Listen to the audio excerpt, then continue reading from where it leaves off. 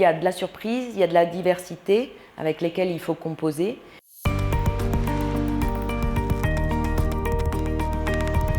Je m'appelle Laure Soulage.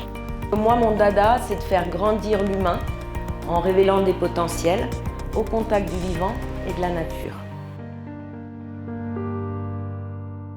Donc la première partie de mon intervention, ça va être appréhender le parcours d'obstacles. En fait, le cavalier, un peu comme vous, doit appréhender son environnement. Il doit avoir une vision périphérique de tout le parcours d'obstacles, tout en gardant une vision très focalisée sur chacun des obstacles.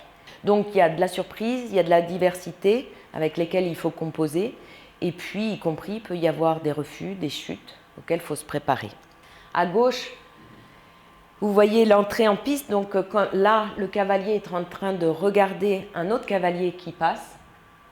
Donc c'est l'occasion une dernière fois de visualiser et puis d'observer ce que font les autres cavaliers là où ils font des erreurs pour éventuellement au dernier moment réajuster sa stratégie et sa tactique.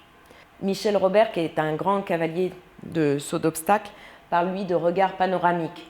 C'est typiquement à cet endroit-là de la piste, avant même de rentrer, qu'on peut avoir un regard panoramique sur l'intégralité des obstacles. Et puis, une fois que vous êtes entré en piste, il faut avoir le mort aux dents. Ça, c'est une photo de l'abord. Et c'est dans cette phase-là que calculer le nombre de foulées est très important, parce que ça va dicter la qualité du saut et la capacité du cheval à franchir cet obstacle sans faire tomber de barre. Et donc là, vous devez visualiser l'obstacle, visualiser votre trajectoire, contrôler le nombre de foulées et en même temps utiliser les bonnes aides pour dire à votre cheval, pour indiquer à votre cheval que là, c'est bon, il faut qu'il décolle. Donc l'abord est une phase très très importante. Donc là, on est en pleine crise, hein. On peut assimiler ça à une crise. On est en pleine crise. Et bien, alors même qu'on est en pleine crise, il faut, en même temps qu'on est au plané, commencer à regarder l'obstacle d'après. Parce que rien qu'avec votre regard, ça va impacter votre posture, votre position sur le cheval, et donc lui donner une indication de où est-ce que vous voulez aller et comment vous voulez y aller.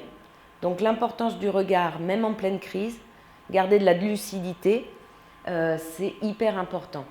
Et autant vous dire qu'à cheval, quand on saute, ça décoiffe, hein.